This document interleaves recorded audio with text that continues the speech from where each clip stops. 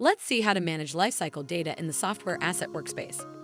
In the Lifecycle Management tab, we'll click on Add Lifecycle Data.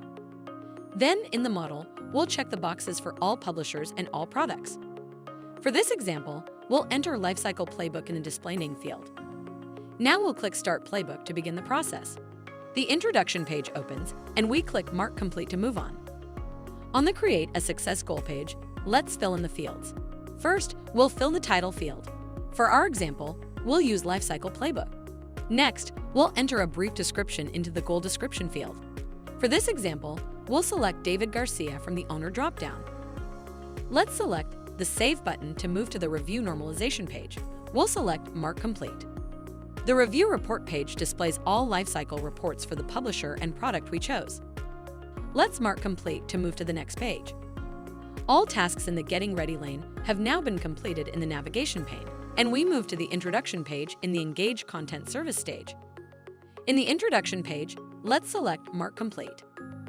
Let's fill out the fields in the form to create a success activity.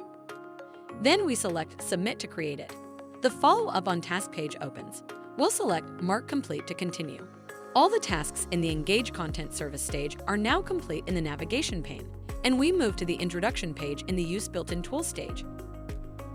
The Input Custom Lifecycle Dates page opens. We'll select Mark Complete to advance.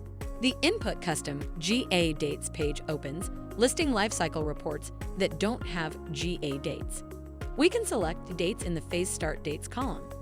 For now, we'll scroll down and click Mark Complete to move forward. The Create Lifecycle Averages Success Activities page opens.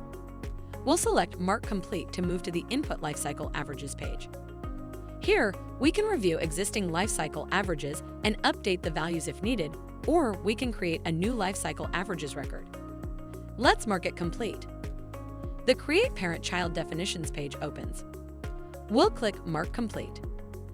All the tasks in the Use Built-in Tools stage are now complete in the navigation pane, and we move to the Run Report page in the Finalize Report stage. To finalize the report, we run the report and click Mark Complete to proceed. After the job has successfully completed, the calculated lifecycles are created. We'll confirm the calculated lifecycle job success and acknowledge the lifecycle report job success by clicking Mark Complete.